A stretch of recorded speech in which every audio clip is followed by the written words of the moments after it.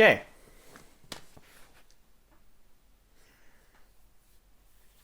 Oh, I can't believe it's nearly Christmas. Hello, everybody, and welcome to the making of A Very Yevgeny Christmas, a sort of video where I discuss the developmental process that I took to create the latest movie in my catalog, being A Very Yevgeny Christmas.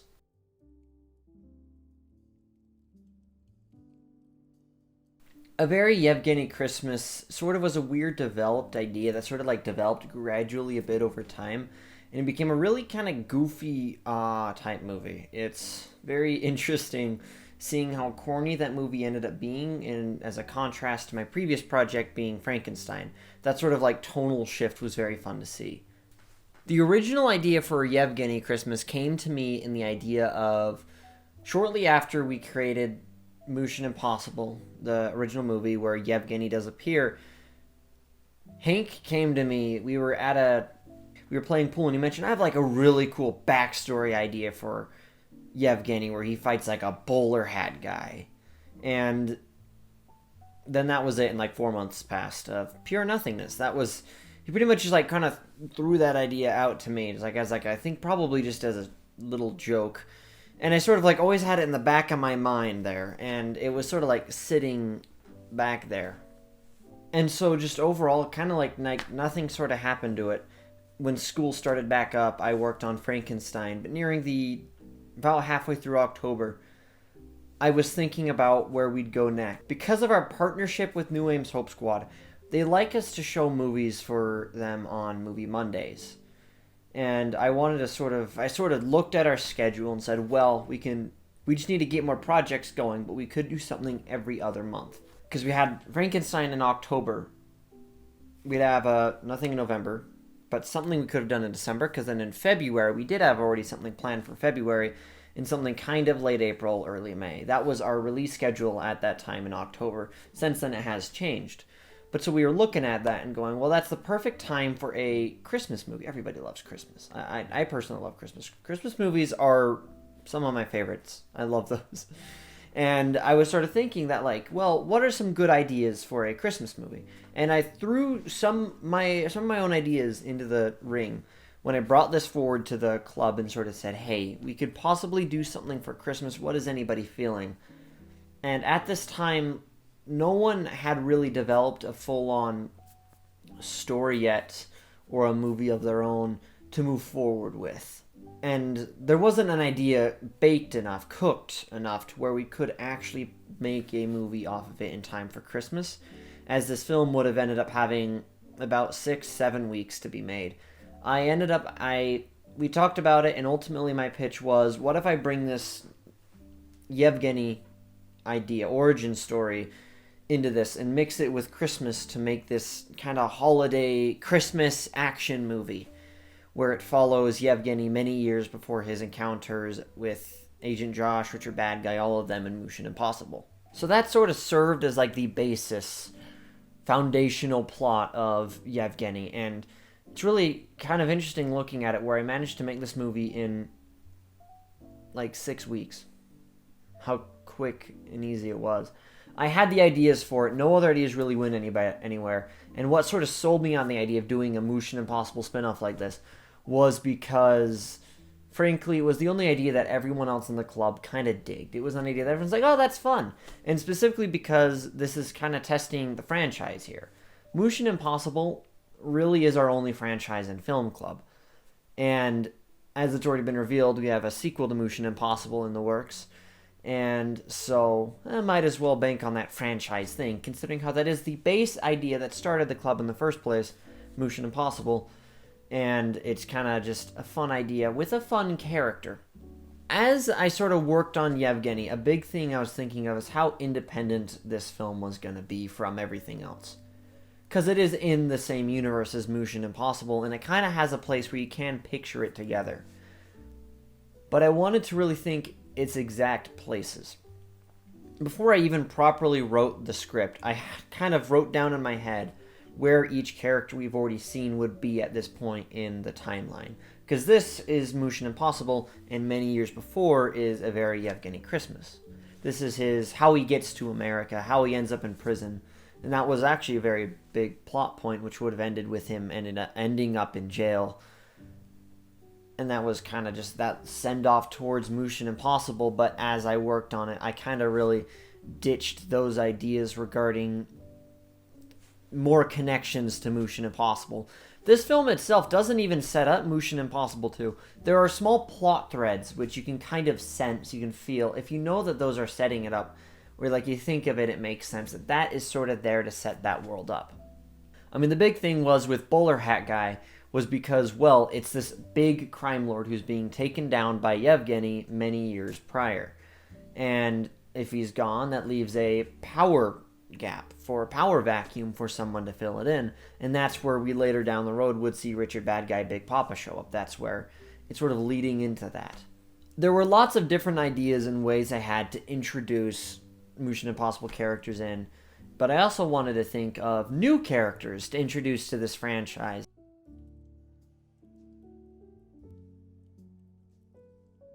So I wanted to focus on a new branch of characters, and that's where I came up with the idea of the Central Intelligence Agency, where they're different from the FBI, so we don't have to worry about intersecting and running into Fred Biles, Agent Josh, Agent Kevin, all those fellas. Instead, we get to worry about completely new cast of characters, which also allows me to test the grounds with how to write better, more entertaining characters. I wanted to have these characters be more kind of well-defined in how they talk and how they act, and specifically just how entertaining they can be. You look at Mission Impossible, like, there really wasn't a whole lot of character dynamics. Everyone was kind of just bickering and kind of having and laughing at each other.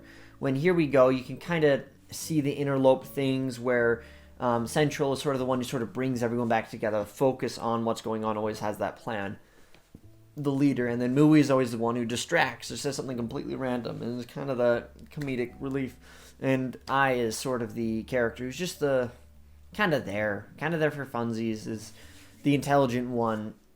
Does mess up a line in the final movie. There's a line which was said wrong, which kind of like really impacted that one part, but he's just meant to be that observer character. And then, of course, the incredible return of Yevgeny. I just followed the exact same flow with his character, but added a bit more. You notice how there's a lot more lines in regards to surfer dudes, and I wanted to really emphasize that part of his character, and I used that as the basis for that character development he goes through in the movie. That character development was ultimately what made it be a Christmas movie, because it's about a anti-capitalist, anti-Christmas person learning to see the beauty in Christmas. And instead of having that like flip-flop from one opposite to the other, extremeness, I wanted to have it be a bit more hazy, not as defined. That's why there's that line when he comes into the man cave, which is my office here. He looks at a poster of the Beach Boys and says, you know, you guys are the only good part of Western culture. It's me trying to sort of test the grounds on better demonstrating complex characters. I wouldn't describe Yevgeny as a complex character, but he has a complex aspect in that way of he's not a fan of Christmas or America or any of that, but he does love Beach Boys. So it's sort of also showing that character dynamic between him and his aunt, which Aunt Tatushka was really just, I felt like a fun, entertaining character, very much like that one character from Big Bang Theory, I can't remember her name, who'd always be off the side of the screen. You never see her, but you hear her voice. That was that inspiration with that character. The character of Mui, when I first thought of that trio, actually, because I want to go back to that point, I already knew I wanted to have Mui be used in one of these films. We got a new member at the start of the year, and she had this plush elephant, stuffed elephant, who is named Mui. And she said, if we can get him in a movie, that would be cool. So I immediately thought, well, Mission Impossible's universe is about living stuffed animals of sorts and really wacky, crazy adventures that are really super unserious but kind of trying to be serious in some aspects. And, you know, having this stuffed elephant kind of felt like the perfect way to round off all those characters and bring it all together. Then there's my personal favorite character, which is Bowler Hat Guy, which was really my attempt to have a better character. I tried to write him to be more intimidating, but also kind of psychopathic, very narcissistic, to where feels untouchable, like has that exasperating feeling of just power, knows has that power. And it's really where the one, like, I love doing the short movies thing, which is just easier for us to do. But making a full on feature length movie is a goal for me at some point.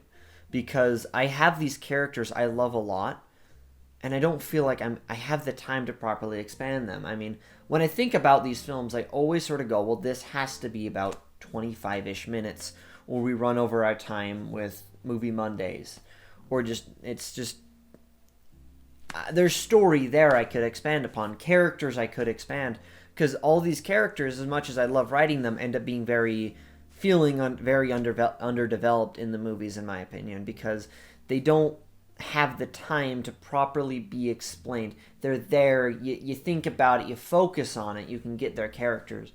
But in my opinion, it's a bit hard to follow because they're very underdeveloped. But I feel Bowler Hat Guy kind of broke that to where you could really get that energy. And now I wish I had more time with that character, because Bowler Hat Guy is such an entertaining just character for me to write, because of just that narcissism, that personality. It's so creative to me, to where I can have this character who is just pure intimidation, but it's in like a unique way. Can contrast that to Mission Impossible, where I had Big Papa, who was meant to be intimidating and scary, but that was it. Like, why was he intimidating? Just because I wanted him to be. But here, Bowler Hat Guy's intimidating because that's what his character does. And it's really making me reflect on the development I've had myself with writing. And I really hope I continue and make better and better things.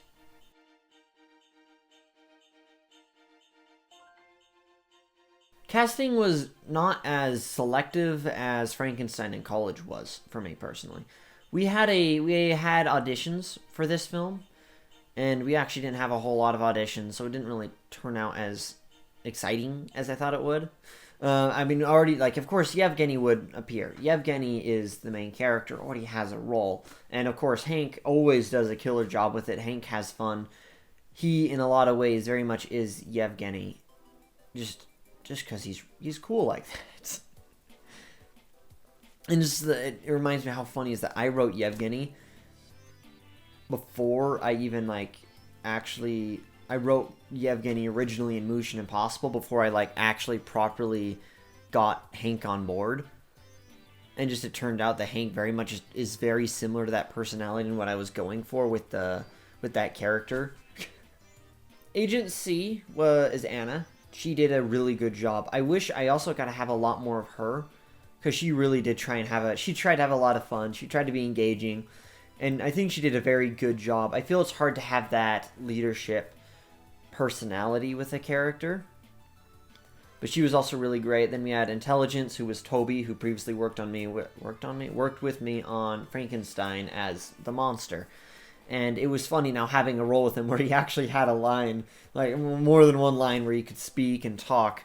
And I feel like I got some people who really exasperated and gave off that energy for these characters a lot more than in previous projects of mine.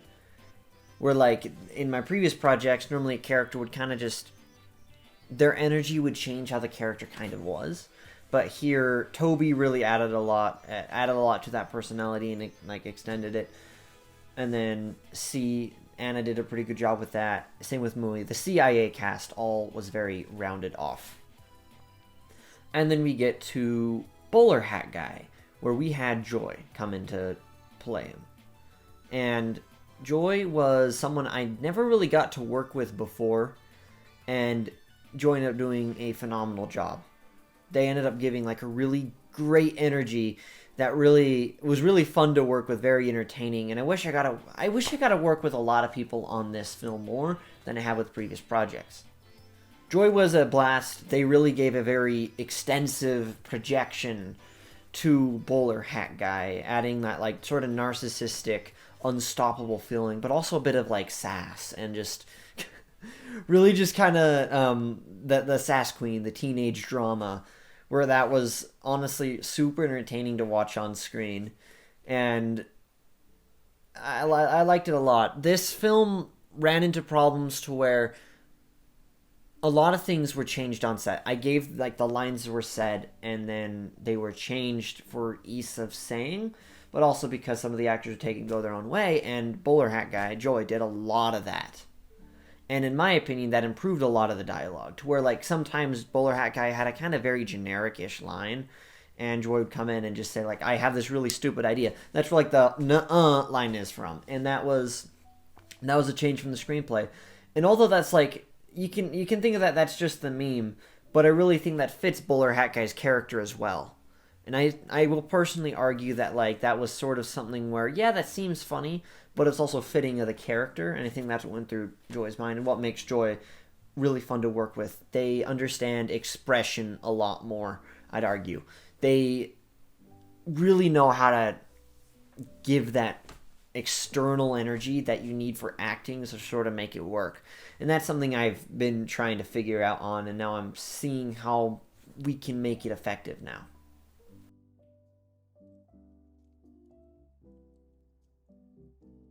Yevgeny had a lot of cut concepts throughout the writing phase. Not a whole lot, but there were some like small ideas that changed throughout the writing phase, which I started writing the movie I think it was the second week in November and was done like a week and a half later. I absolutely sped through that screenplay.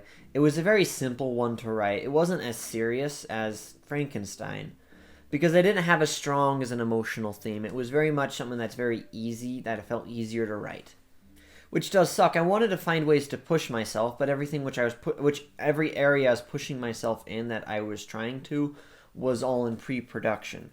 Because at the same time I was doing pre-production work. This film had our first ever proper set. We had kinda, I can argue they were VFX shots, and then we had what was the other thing? Costume design. I mean, over there you can see the Santa Claus outfit, which Joy wore as Bowler Hat Guy. And then you can see kind of decorated around, like the Christmas ornament bombs are on my lamp back there. Candy canes back there. Yeah, I tried to kind of think about the characters a lot, and specifically with Yevgeny's Christmas War outfit, where he sees, like, he's like, oh, we gotta save Christmas. Santa's real. Like, his heart has changed. And that was something, a suit which I kind of designed, and I made, like, a lot of it myself, and the rest I just sort of bought online. And honestly, that look kind of goes crazy good. It's really cool. It's so bad, but that's what makes it fun.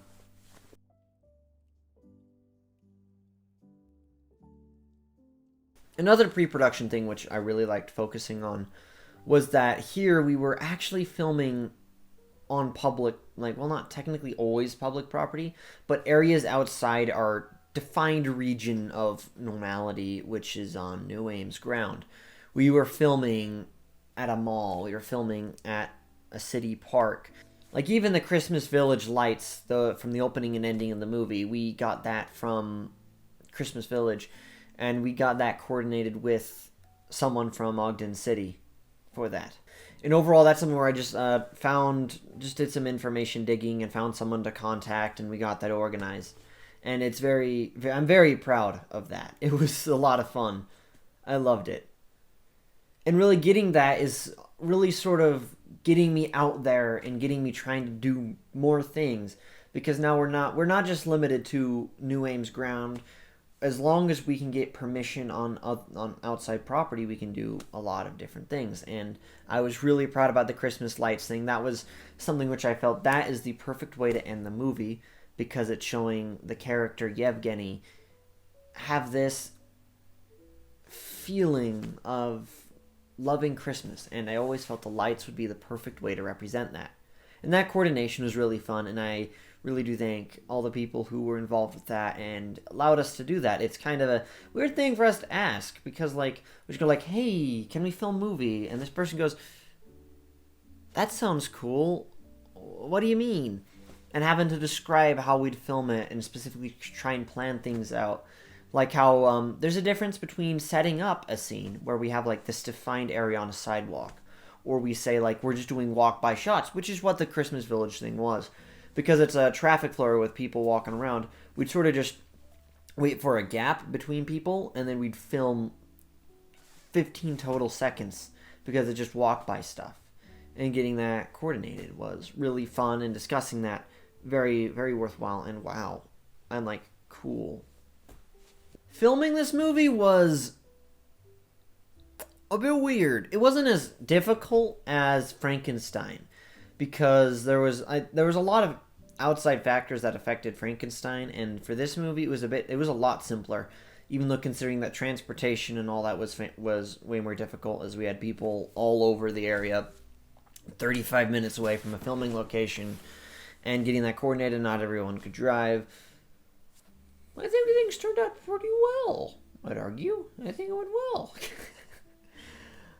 I do say that I think I handled the production on this movie a bit more unprofessionally. There were moments to where there were some parts which I think I did pretty well on, and then other parts were like, yeah. It's a rough time in December with finals week, and that final week of production, it's really funny. So we started filming the movie. I think our first day of production, I believe it was November 30th, because that was Thursday, November 30th was our first day of filming, and it was the CIA conference room scene. And then I think it was about half a week later we filmed the man cave scene. And then it was I think almost a full week until we did the mall scene. So in 1 week we did the mall scene, the snowball fight scene, and the entire ending finale in the house, and then the fight on the hill, and then the Christmas lights. All that was all done in the span of 1 week, which was the most catastrophic week I've ever organized for filming. I think the most I've ever filmed in a week has been twice. And I think that was for Frankenstein, where we had 2 days. It was the first day of filming and then a Saturday morning. Some of those big things so yeah, it was Monday after school, we filmed the mall scene. Tuesday after school, we were going to film the snowball fight scene, which we got New Ames Choir Club to help us with that, to get us extras. But because of really bad communication with the presidency of choir and their members and with us, we ended up moving it to Thursday during lunch. So that's why that scene, you notice how the camera, it sort of it break its continuity is what I refer to it, to where it'd be still, and then for the last half second it sort of does this because I'm moving my phone away because I didn't film enough footage for it to be properly edited, which was really frustrating. Because that's something where we had 30 minutes to film that scene, and that was something I wasn't too proud of. At least we got that scene done. But I guess that shows the feeling of rushness to where it really gets in your head. Where it really wouldn't have changed a thing for me to just wait half a second longer, but it's fine. We had that Thursday after school, we filmed the fight scene on the hill, and then filmed down at the Christmas lights. And then funny enough, I went straight out of town, and then came back early Saturday morning, then finished filming the movie, and then it premiered 2 days later. That's a massive crunch, which I'm trying to move away from when it comes to these films, because now we're planning way farther ahead, where Yevgeny, I really had 6 weeks to do, and Frankenstein, I had about 8 weeks. I'm giving myself a whole semester for my personal project. I'm trying to encourage other people who are working on their own to start filming about a full month at the very least before, so you have the time to get it done right. So then say you have to have a fallback, and then this is really, because the deadline crunch is exhausting but also really exhilarating. But I really say this is the last time I want to do that close of a production, because it's so hard on the mind when you're doing that. It's very mentally straining. And didn't get to experience that with Mission Impossible, because we kind of filmed that movie, it was done, and then I finished the movie, editing and everything, then we organized the premiere. That does wrap up production, and then post-production was relatively funny. I think I mentioned in the director's commentary about the VFX shots, which I sort of rendered, and it's because I actually am leaning a bit into VFX, the VFX department, see what I can do, possibly Blender or C4D is what I'm looking at going into. A good tool. See if I can learn it. Just look into it. Who knows? Might take me 9 months. I might not even be able to do a thing with it for any of this stuff. This film had a lot of... With Frankenstein, if I edited a scene, So how I edit them is I edit them scene by scene, and then I put the finished and I render those scenes and put them in their own folder called edited scenes. And they're just 1-1 is in scene 1, version 1. And Frankenstein, I think that there was only 2 versions of 2 different scenes out of the 12 scenes there was in this movie. in that movie. In this movie, there were 10 scenes, and I think every single one of them had like 2 or 3 different variants. And most of them were because of stuff like VFX shots or small editing things like the bowler hat guy thing, the animated monologue, and some stuff like that to where I changed it because there was more post production work on this film. Yet I somehow got it done faster than Frankenstein because I didn't pull an all nighter this time. And then of course the premiere of the film was it was very fun. That was our first ever premiere where we actually had it held during a lunchtime at school because this is a smaller film. Very fun, a part of the holiday week. The whole cast was there. It was a blast. But overall, what I described this movie's experience was less stressful, more creatively thinking. Because when you make something that's a bit more dense and dramatic, like Frankenstein, you really kind of get focused on that thinking of it. And that's where I think like that really got me pushed into better directing.